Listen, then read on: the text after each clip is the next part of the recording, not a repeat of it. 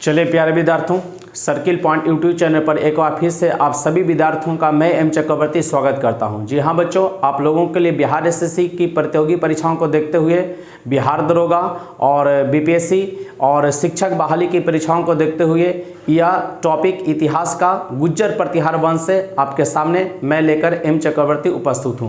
तो चलिए बच्चों, पेन और पेपर के साथ आप लोग रेडी हो जाइए। वीडियो को लाइक कर दीजिए और शेयर कर दीजिए। छोटा सा टॉपिक है, शानदार टॉपिक है और एग्जाम में इस तरीके के प्रश्न आपको अक्सर पूछे जाते हैं। तो चलिए, वो प्रश्न जब एग्जाम में पूछे जाएं तो हमसे छूट नहीं पाए, वैसे प्रश्नों के लिए एक बार फिर से आपके सामने आज का टॉपिक इतिहास का है, गुज्जर प्रतिहार वंश से, गुज्जर प्रतिहार वंश से। तो चलिए देखा जाए पहला क्वेश्चन आज का, गुज्जर प्रतिहार वंश का उत्पत्ति कहाँ हुआ था। सबसे पहला क्वेश्चन पूछ रहा है, गुज्जर प्रतिहार वंश का उत्पत्ति कहाँ हुआ था।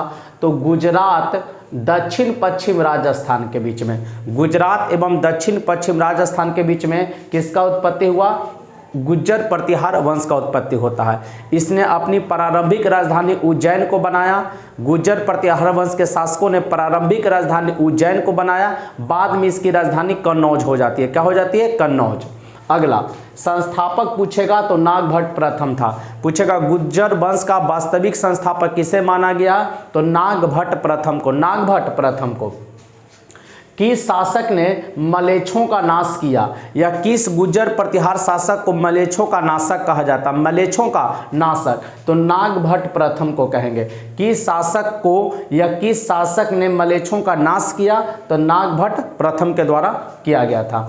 गुज्जर प्रतिहार वंश का कौन सा शासक राष्ट्रकूट शासक गोविंद तृतीय से पराजित हुआ था। गुज्जर प्रतिहार वंश का कौन ऐसा शासक हुआ जो राष्ट्रकूट शासक गोविंद तृतीय से हारा था, तो नागभट्ट द्वितीय, नागभट्ट द्वितीय जो कि हार गया था किससे, राष्ट्रकूट शासक गोविंद तृतीय से।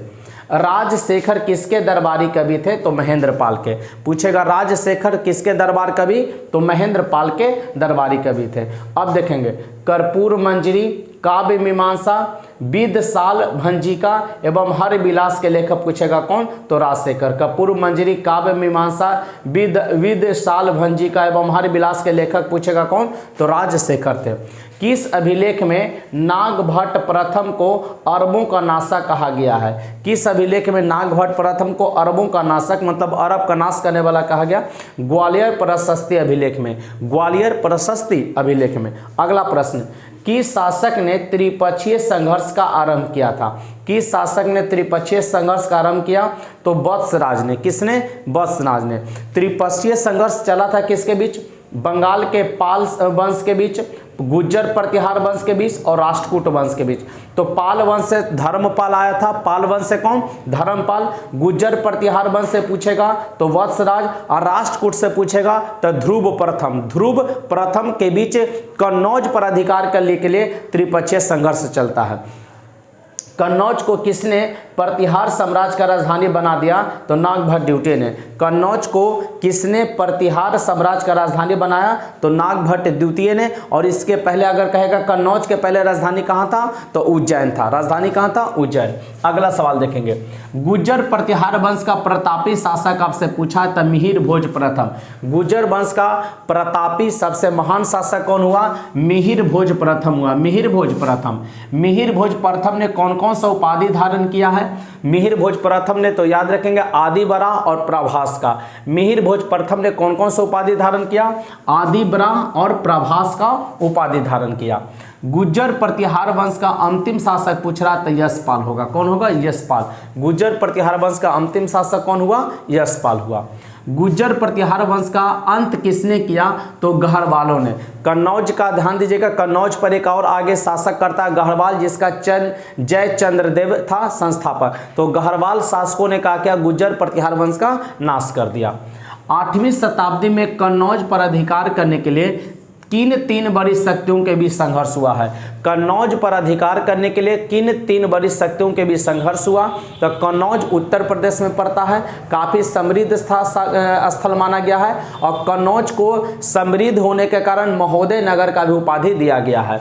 तो किन तीन बड़ी शक्तियों के बीच संघर्ष हुआ, तो पाल वंश, प्रतिहार वंश और राष्ट्रकूट वंश। पाल वंश, प्रतिहार वंश और राष्ट्रकूट वंश के बीच में क्या हुआ, संघर्ष होता है। कन्नौज पर अधिकार करने के लिए संघर्ष का शुरुआत किसके द्वारा किया गया? तो पाल शासक धर्मपाल, और बाल वंश का शासक बोलेगा धर्मपाल, गुज्जर प्रतिहार का बोलेगा तो वत्सराज, और राष्ट्रकूट का बोलेगा तो ध्रुव के बीच में संघर्ष शुरू हुआ था। यह संघर्ष लगभग 200 वर्षों तक चला। जो कन्नौज पर अधिकार करने के लिए त्रिपक्षीय संघर्ष चला, एग्जाम में पूछा हुआ है, तो कितने वर्षों तक चला? 200 वर्षों तक चला। नागभट्ट द्वितीय कन्नौज के त्रिपक्षीय संघर्ष में किस पाल शासक को पराजित किया था? नागभट्ट द्वितीय ने कन्नौज के त्रिपक्षीय संघर्ष में किस पाल शासक को पराजित किया था? तो धर्मपाल को। किस पाल शासक को पराजित किया? धर्मपाल को पराजित किया था। अंतिम रूप से विजय किसे मिला? गुज्जर प्रतिहार वंश को मिला था। नागभट्ट प्रथम ने कन्नौज के त्रिपक्षीय संघर्ष में किस पाल शासक को पराजित किया? तो धर्मपाल को। और पूछेगा कि जो त्रिपक्षीय संघर्ष हुआ था पाल वंश, प्रतिहार वंश और राष्ट्रकूट वंश में, तो अंतिम रूप से विजय किनको मिलता है? गुज्जर प्रतिहार वंश को अंतिम रूप से विजय मिलता है। तो बस इतना ही प्रश्न। ऐसे तो इतिहास का अगर बुक वगैरह पलटेंगे तो आपको इसमें बहुत सारा प्रश्न बनता है, लेकिन एग्जाम के दृष्टिकोण से अगर आप इतना कर लेते हैं तो बिहार एसएससी है, बिहार दरोगा है, बिहार पुलिस है, इस सब के लिए आपके लिए सफिशिएंट है। एसएससी का एग्जाम होता है, सीएचएसएल है, एमटीएस है, सीजीएल है, इस सब के लिए इससे ज़्यादा आपका क्वेश्चन आपको पढ़ने की जरूरत नहीं है। तो बस इसको एक नोट्स बनाकर आप लोग याद कर लीजिए, वीडियो को अपने साथियों को भी शेयर भी कर दीजिएगा। तो चलिए बच्चों, आज के क्लास को हम लोग विराम देते हैं। कल फिर से एक नए टॉपिक के साथ आप लोग से मुलाकात करते हैं। तो जय हिंद, जय भारत, बेस्ट ऑफ लक।